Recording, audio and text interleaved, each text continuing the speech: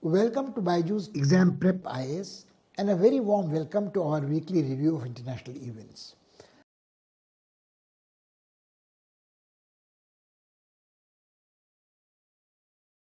It is not often that we visit a crisis with a very small gap, but what has been happening in recent days is a crisis in Ukraine which has taken a turn for the worse. So far, people had been speculating whether it was only a show of force that Russia was doing by amassing its troops in Belarusian border or on its side of the East Ukrainian border, or the naval presence in Crimea. But now it appears that Putin had some cards up his sleeve which he was not disclosing. There has been a full-fledged military operation to demilitarize, to denuclearize Ukraine, and it is going to be a matter of days before the government in Kyiv yields. There is such an asymmetry of power between Ukraine and Russia, and this is not the time to get into the merits of the case, which side is right, which side had provoked.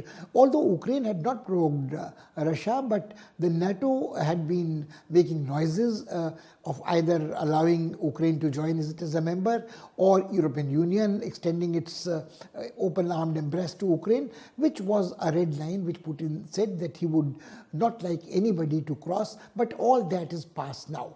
What is happening now is everybody is wondering how the world is going to respond to this intervention, unilateral military intervention, and what effect it will have on the rest of the world.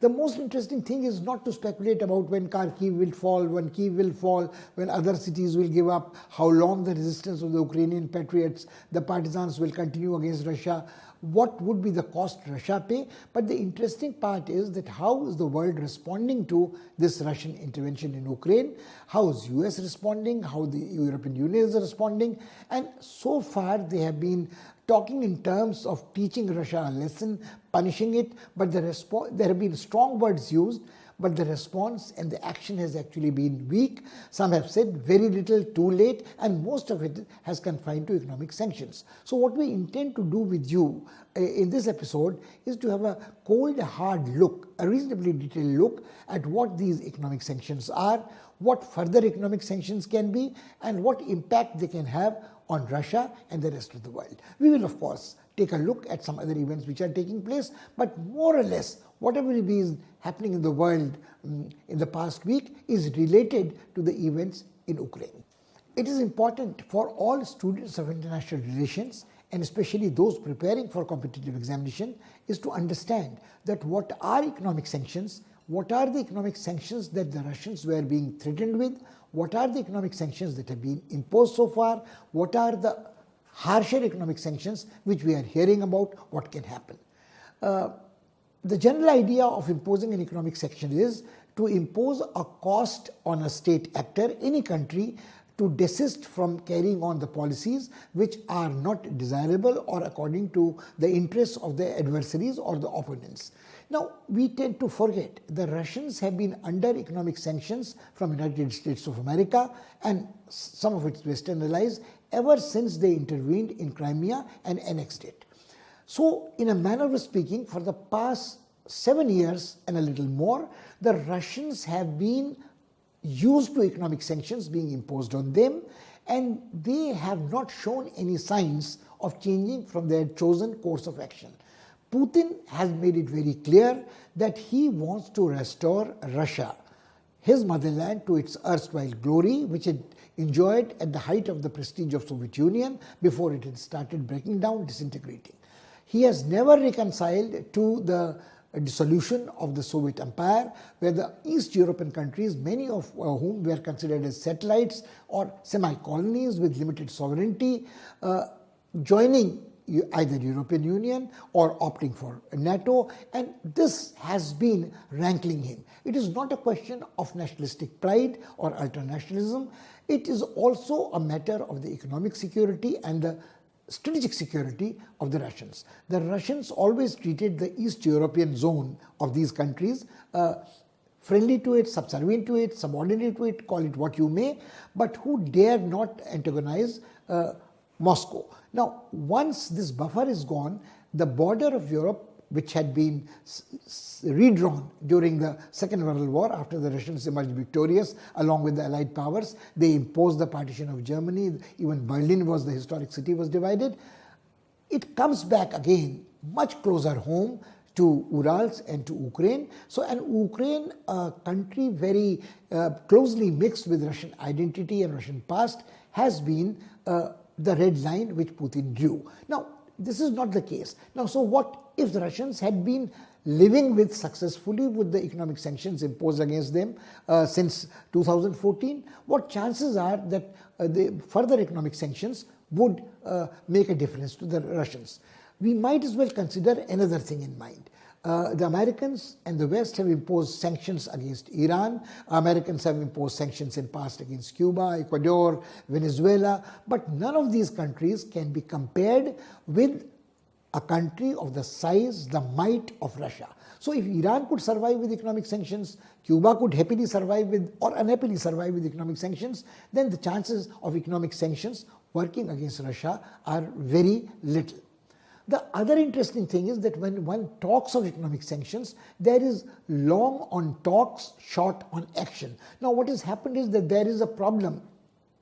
Either the countries impose economic sanctions bilaterally according to their own national interest, their perception of their own national interest, or they follow the American dictates and they multilaterally in a unified fashion impose certain sanctions. This has not been happening. And what happens is that if the economic sanctions against Russia are being threatened, then being imposed piecemeal slowly, it gives time to Putin to prepare for these, get used to it, get his domestic constituency prepared for this, and vilify and say and demonize America and the Western European countries that they are trying to encircle and humiliate and force a further disintegration on the Russian state. Now, the sanctions which have been imposed are, disregard that Russia has one of the largest, sixth or the seventh largest foreign exchange reserves at its command at the moment.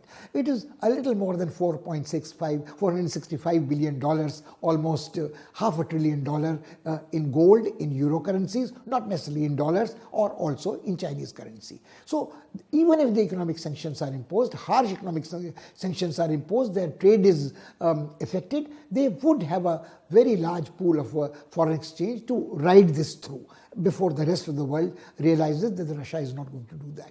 Interestingly, Russia is the third largest producer of petroleum, the second largest producer of gas in the world, and Europe's economic security depends on imports from Russia.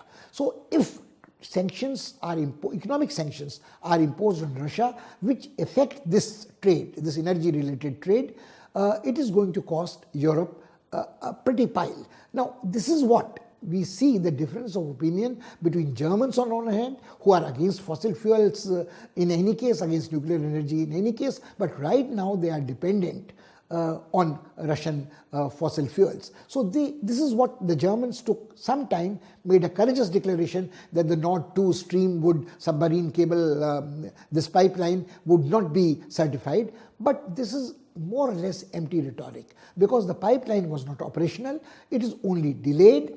So no immediate cost is going to be imposed on the Russians.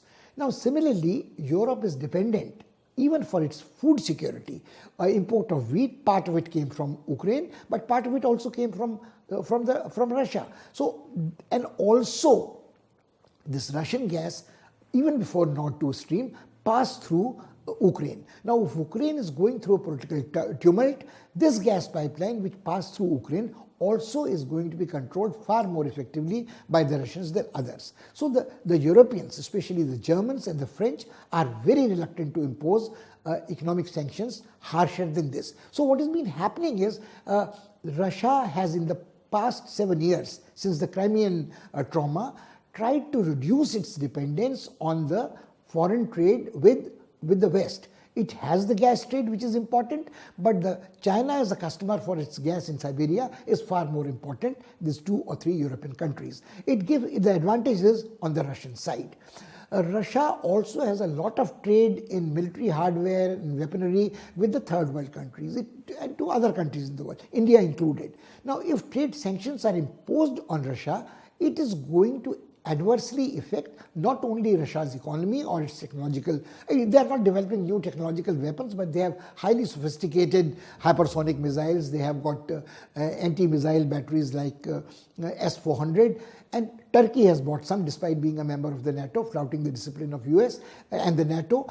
Indians have ordered 5 batteries, 2 of them have been delivered, but what about the next 3? So if the American or the Western threat is that anybody dealing with Russia is rendering itself vulnerable to attracting similar sanctions, what happens to this trade in the pipeline? So each country is very wary of not going at one stroke against Russia in one go. There is another thing. We said that Russia has been diversifying its trade. So in 2014, it had close to 60% of its trade transactions in dollar terms. It has switched now. What has happened is that only 16% of this trade, international trade, is conducted against dollars. The rest is against euros, and a large chunk of it, 16-17%, is in the Chinese currency renminbi.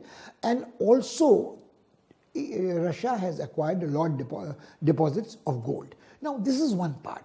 The second part is that people keep talking that Russian oligarchs should be targeted. People close to Putin's coterie of advisors should be targeted. But targeting individual oligarchs, even if they are billionaires, even if they are multi-billionaires, doesn't actually hurt the Russian state, Russian economy in a manner, because they are sort of dummies put in front, and you say that you have done something, but it doesn't really hurt Russia at all. There are these Russian oligarchs. The recent sensational disclosures have been that they have bought their way through to power and influence, and even Boris Johnson's Conservative Party has been so obliged to donations by these people to party funds that they have bought British football clubs. They contribute a lot, both in terms of corruption of political leaders and elite and also expenditure. So it would be hurting their economy as well if they impose. But then again, this is a minuscule section of what is happening. Nobody has dared to say that these sanctions include Putin, his personal fortune, etc. Now, of course, the threats are constantly made that the Russian assets in Europe can be frozen. But you can freeze the assets of $9 billion US of Afghanistan. But again, we must remember that Russia can retaliate, and Russia can retaliate to these economic sanctions and threats of freezing its assets through other means. And what are these other means? What scares very much the Western countries is the cyber attacks. The Russian capacity and its prowess in cyber affairs, they have targeted the American State Department, the Pentagon, and American private companies and banks. So they are worried that if these economic sanctions are carried further, there might be a retaliation in terms of cyber attack. The Russians in the past few years have also tried to build up a parallel network of trade transactions international. The greatest threat which has been talked about is the SWIFT. It is the Society for Financial Interactions through Telecommunications. Now, the headquarters are in Brussels. This is a non-governmental organization. It claims to be non-political. In past, it has been evoked once or twice to freeze transactions of countries which are adversarial to, antagonistic to America. But can this be done without dismantling the entire international banking system against Russia? The Russians have a parallel system where they can undertake these transactions, and as long as the majority of their international trade transactions are with China or with their Central Asian republics or other countries, it would hurt West and America much more. The risk in this is that if SWIFT is invoked, and that is why there is a reluctance not to use the economic sanction of SWIFT against the Russians, is it will open the floodgates for ending the dollar hegemony of the United States of America. And once this happens, the United States of America would be reduced in power even more. Now, they could not do a full-fledged trade war or economic sanctions. President Trump, who was far more aggressive, said against China, because he said it is difficult to disentangle.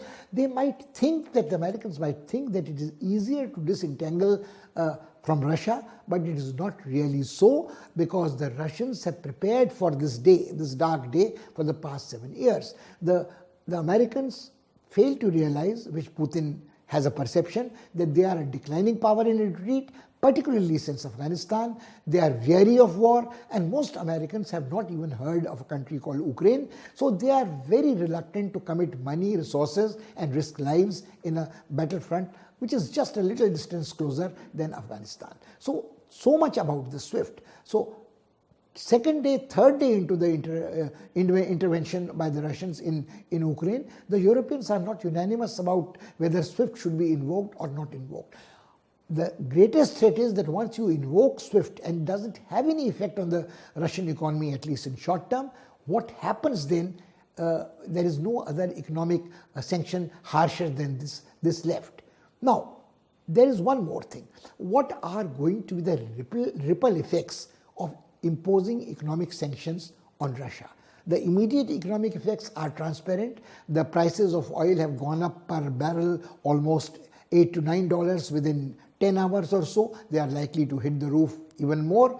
And this may not hurt Russia, a major producer of oil. It might in the short term be advantageous to it because it earns a lot of money through exports of oil and gas. And if this oil and gas is not only being sold to the Europeans but to China and elsewhere, it probably can ride this weather through also. But the price of oil going up will be affecting all countries in the West and in third world, in Asia. It would hurt Japan, it would hurt Indonesia. Obviously, it would hurt the efforts at economic restabilization in India as well. Prices will go up. So this is something which is causing the Americans and the Europeans to drag their feet, and Putin knows this very well. So this is one aspect which we must keep in mind. The problem will not disappear. Putin may be able to establish control and capture Kyiv, establish control over Ukraine, have a dummy government installed there, but the structure of the post-Cold War world, which had emerged in the past 3 decades, lies in shambles. And it would be a long time before an alternative structure, both in terms of rule of law, both in terms of the multinational organization like either United Nations or EU, would be put in place. So this is the major challenge for students of international relations. To some international relations experts and analysts, it seems that what we are witnessing is a clash of ideologies again, authoritarianism versus democracy. But this is a very false dichotomy, a false binary. If you look at it, there is no difference between, if you say that Putin is an authoritarian ruler, then the American President Trump was no less an authoritarian ruler. And you might say that Biden is no Trump, but the Americans also are still worried that the next presidential election might bring back an equally authoritarian ruler, if not Trump back again to White House, somebody like him.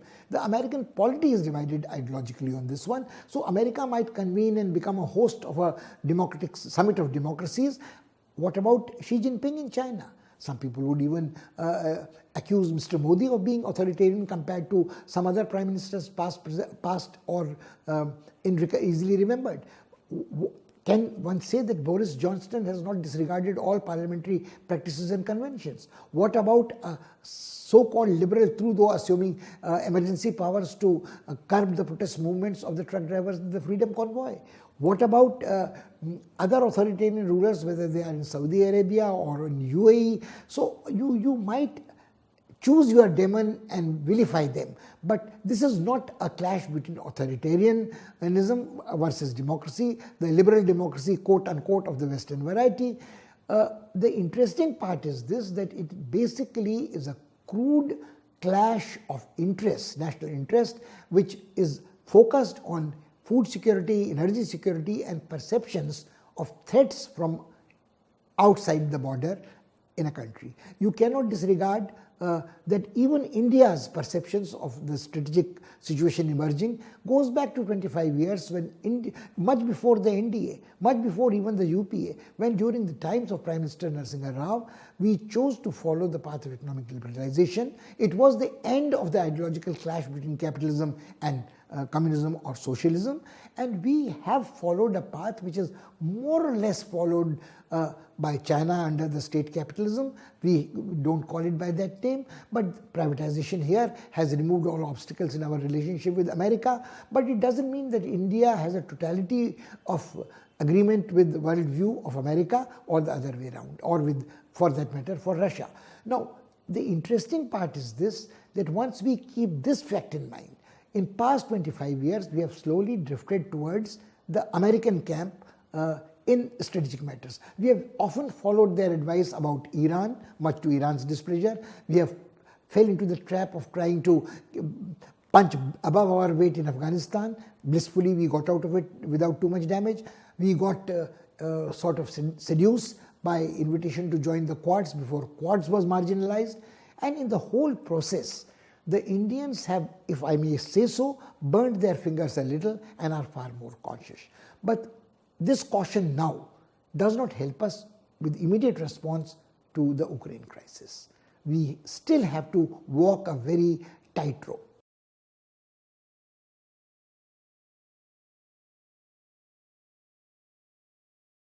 Another event of some magnitude was Turkey's response to the crisis in Ukraine.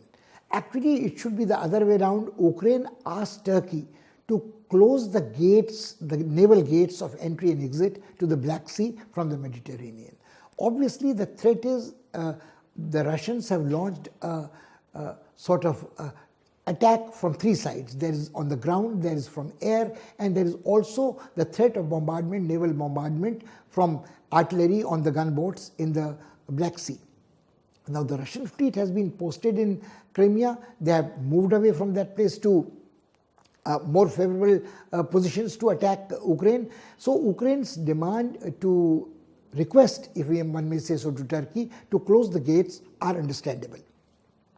Now, this creates a very great problem for Turkey because there is a treaty signed in 1930s, almost 85-90-year-old treaty, which makes Turkey the gatekeeper of the Baltic Sea, the Black Sea and the Mediterranean.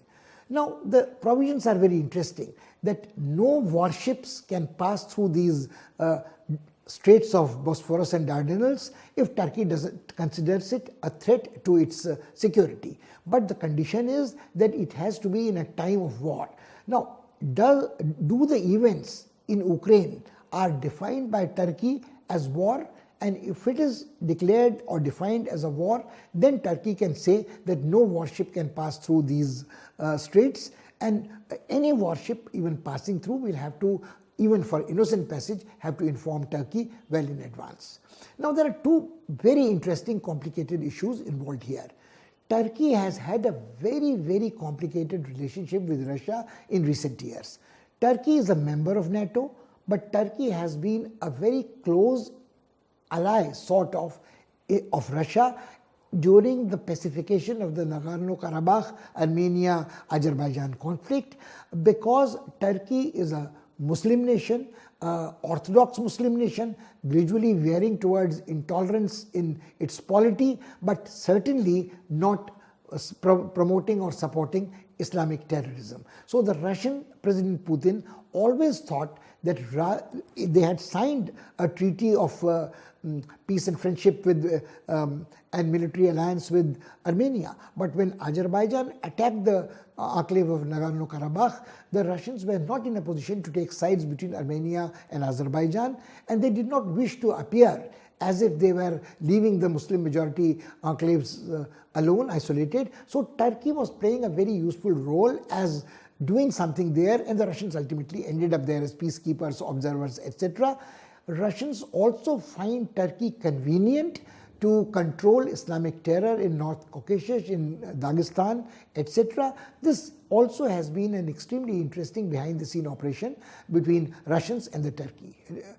Interestingly, the Turkish and the government and the Russians have been collaborating in a variety of different operations, some clandestine, some overt, in Syria, Iraq, and all the way to Libya. So there is this countervailing which Russians have been doing or trying to extend their influence, partly through Turkey, Turkey's cooperation in this region.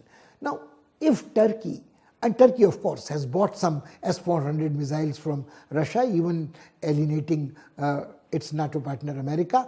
Turkey at one time wanted to join European Union. It was considered a candidate member, but because of its record in human rights violation, because of its erosion of democratic rights, it has been kept out. Now, this is very interesting that on the same grounds where Russians are saying that no red line should be crossed by the West, the Turkey, a member of NATO, has similar problems with many countries in the European Union where the Turks, refugees, etc. are looked down, and the Europeans keep condemning Turkey for its record of human rights violations or democratic erosion.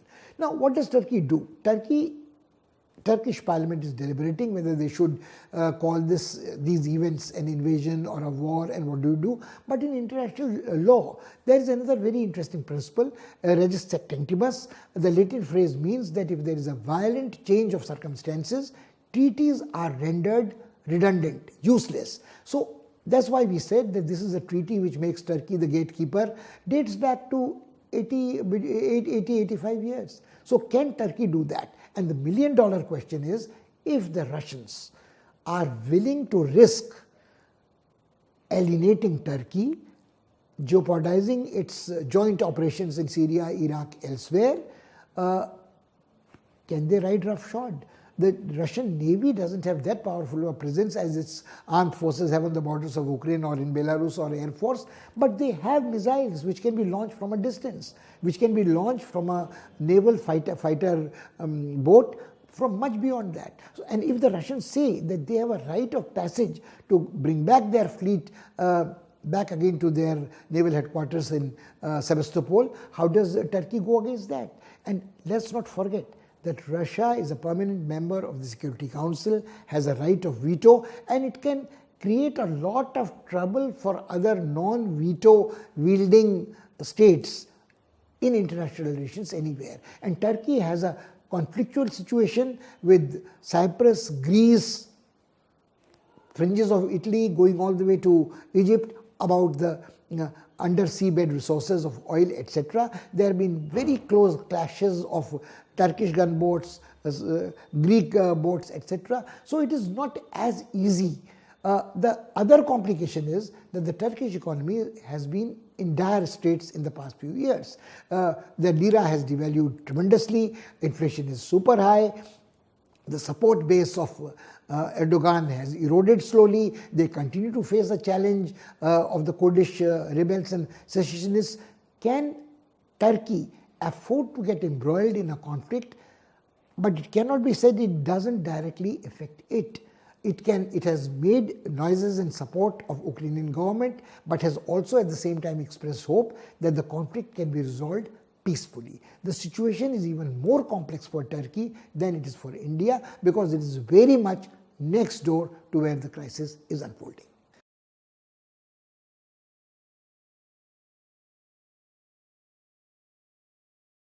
It is time to review now how some other countries, some major, some minor, have responded to what is unraveling in Ukraine. There have been countries, almost all countries, in Australia in Sydney, in New Zealand in Wellington, in Japan in Tokyo, in America in San Francisco, in London, in Brussels in Belgium, in Italy, even in Russia. There have been protests against what is happening in Ukraine, and people have expressed their support for the besieged Ukrainian people. It seems to be a fight between a David and a Goliath, a tiny heroic warrior against a giant, oppressive giant, but most of these protests can do nothing more than to express support verbally, and the participants in many of them are Ukrainians in thousands who have settled down in these countries either as students or professionals. They are worried about that. One result, of course, of these protests has been the tide of public opinion has turned against the Russians, and the Russians, besides the economic sanctions, have been forced to be ostracized in the sporting arena. The Formula One race, which was which was scheduled to take place in Sochi, has been cancelled. It has been moved out to Turkey, and also the football final, which was assigned to the stadium in St. Petersburg, has been cancelled and moved to Paris. And I think what would would happen is in coming days, more and more sports persons would speak out against them, although they can see that their dreams for getting a medal in or getting up to the podium in a motor race are being shattered. But most of them feel strongly about this, and whether they are Ukrainian sports person or East European sports person, they think that this should not be allowed to happen. We are seeing almost a kind of a replay of the boycotting of the South African apartheid regime, which ostracized them from all sporting competitions.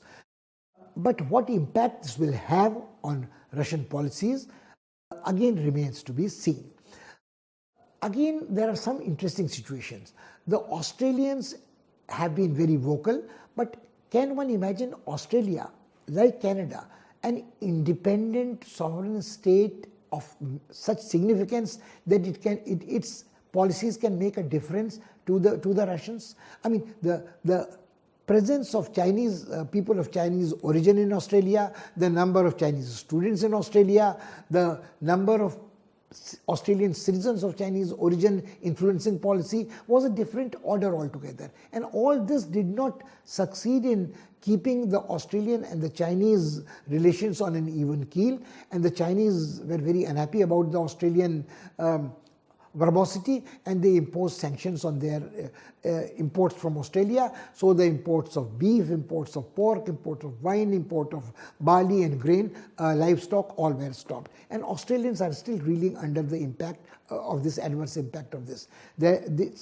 Some compensations are there, but not all these products can be exported to either the Muslim majority ASEAN countries, nor can they be diverted to India.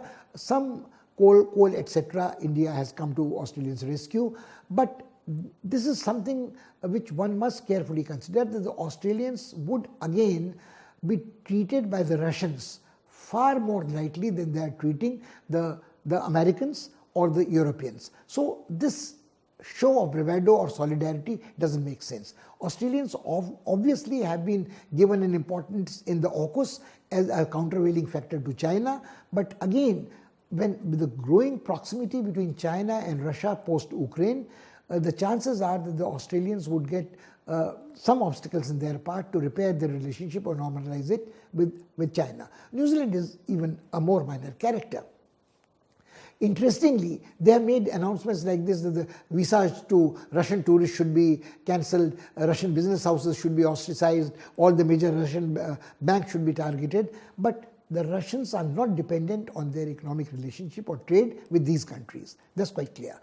The country which has a great dilemma is Japan, because Japan has spent a lot of effort to normalize its relationship not only with China, not only to repair its relationship with countries in Southeast Asia or Korea, which harbored bitter memories of Japanese occupation during the Second World War and exploitation of their own people, but Japanese had tried to reassure the Russians that despite the territorial disputes about islands and so on, they would like to do business with Russia comfortably and have close and cordial relationship. Now, the Japanese have come out, carefully worded statements, condemned, criticized the Russian intervention in Ukraine, but more than that, the Japanese, would they, keeping in mind that the Americans cannot be relied upon post-Afghanistan to stand by their allies, their reluctance to adopt harsh measures, even economic measures on their own, including SWIFT, against Russians, makes it very problematic that the Japanese would go beyond this at all. So then what happens is that is the rest of the world community only going to wait and watch and only verbally condemn what is happening? But what are the options for any other country, be it Japan or be it India? This is something which we must ponder carefully with a cold,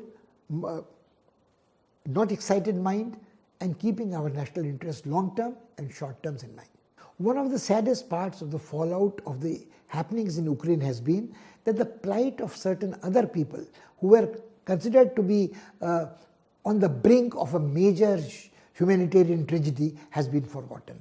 One of these cases is the ruling junta in Myanmar, Burma, that has been armed by Russians and the Chinese, who are selling to them aircrafts, tanks, armored personnel carriers, which are in all likelihood are going to be opposed to the pro-democratic movement which is taking on this military junta, which is oppressive, which is illegally occupying the office. Now, interesting part is this, that there are twofold things in this.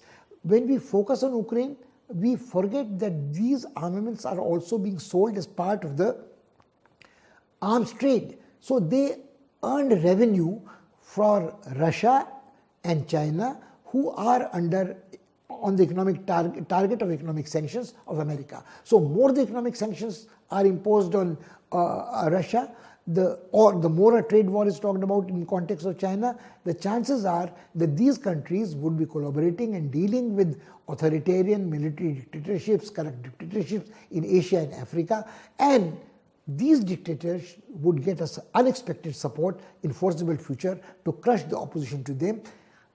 There was news sometime last week that the case of Rohingya genocide would be taken up by the International Court of Justice. But the problem is that it might take long number of years before this case of genocide is decided, but Rohingyas would remain badly displaced in Rakhine province, vulnerable to oppression by the Myanmarese army, or they would be almost 1 million strong refugees in India and Bangladesh, and this would be forgotten. Similarly, the plight of the Yemenis is again forgotten.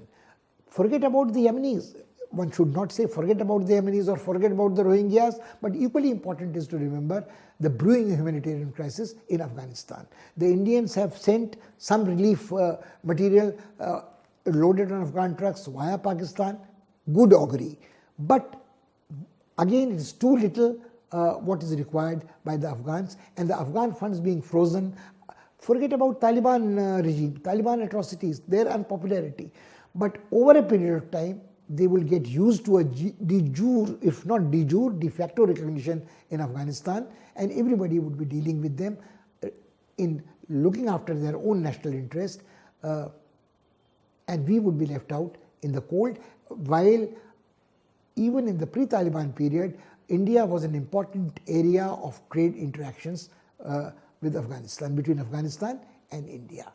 So this is something which we must keep in mind, that how the Ukraine crisis has distracted us from the plight of millions of people dying of hunger, being persecuted genocidally by an oppressive authoritarian regime, and which might create problems of instability in terms of anti-social crime, in terms of fresh trade, in terms of contraband trade in drugs, and this is a sure prescription for disaster in days to come. We will take it up in coming discussions with you. Also, the impact of climate change, which has once again receded into the background.